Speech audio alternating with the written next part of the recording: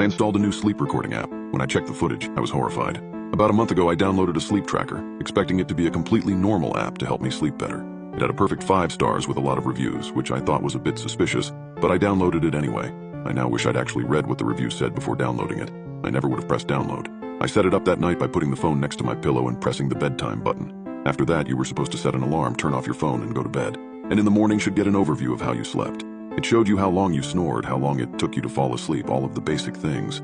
Nothing seemed out of the ordinary yet, and it was fun seeing my sleep data every morning. But after a few weeks is when things started to go wrong. One morning I woke up, and there was a new section in the data section labeled Audio. I clicked on it, curious, and I saw 2 audio samples taken from throughout the night. All of them were about 5 seconds long, and each had a timestamp on them, with each sample being about 2 hours apart.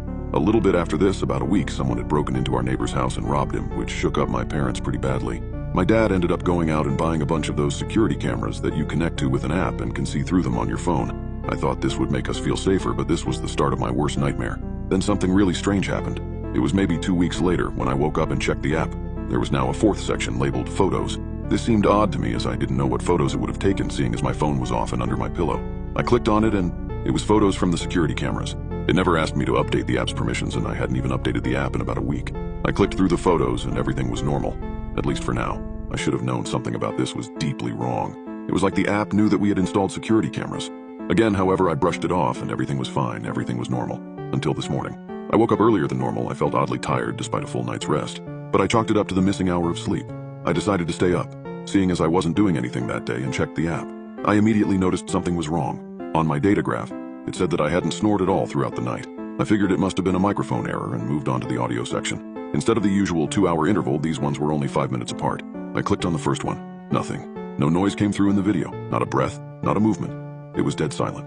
Why did it capture this? Was my mic broken? I clicked on the second one. I heard myself breathing into the phone, so I knew my mic wasn't disabled. As I listened, I couldn't help but feel like something was very wrong with the audio. I replayed it and strained my ears. I felt like my stomach had just fallen out of my body. I heard it, just barely audible over my own breaths. There were other breaths being taken by something else in the room. They were sharp, ragged breaths with no pattern to them. I was sweating. Who else could have been in here? My parents slept in their own room downstairs and had never sleepwalked before, so it couldn't have been them. Was it a burglar? Did someone break in? Why were they just standing in my room? I clicked the third one. I heard what sounded like shuffling on my carpet, like if I were to drag a plastic bin across the floor, followed by a few creaks and bumps. It was disturbing to listen to with the context of what I'd just heard, but I had no clue what I was hearing. My heart continued to beat faster and faster. I should have known there was something horribly wrong with this app. Even from the thumbnails, I could tell something was seriously wrong. Each thumbnail was just a black square with no preview of what awaited me when I clicked on the images. I viewed the first photo, and I wanted to cry. I felt nauseous at the sight before me. Standing in my backyard was this creature. There's no other word to describe it. Based on how tall it was against our fence, it was easily over 6 feet tall.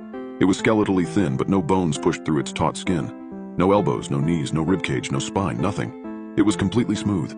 Its proportions were all wrong. Most of its height was derived from its torso and neck.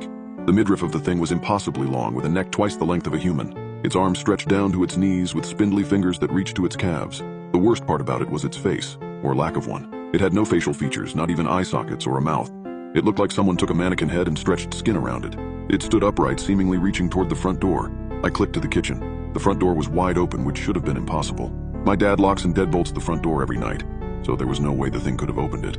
It stood in the middle of the kitchen, holding onto the counter, seemingly for balance. Its head was turned toward the doorway at a degree that would be impossible for a person. I clicked to the dining room. It was uncomfortably close to the camera, already at the living room doorway by the time the photo was taken. Only its head was visible in the frame. I clicked to the living room and was horrified by what I saw.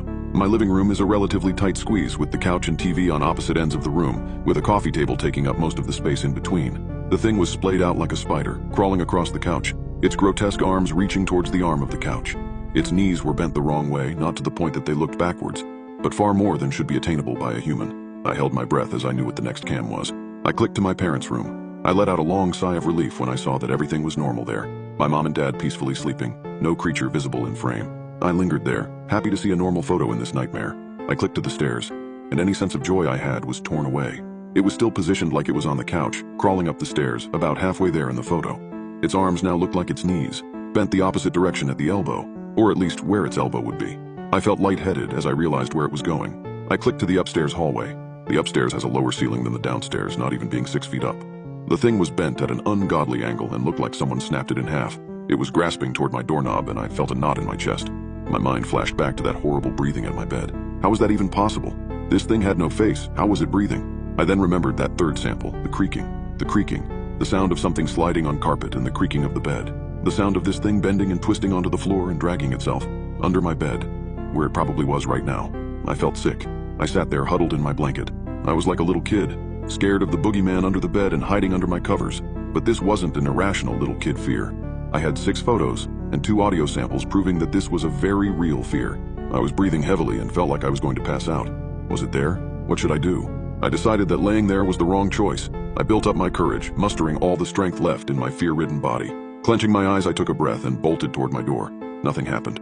I turned my head to my room and didn't see it. I ran downstairs and into the kitchen. My mom was standing there. She asked me why I was so panicked and what had happened.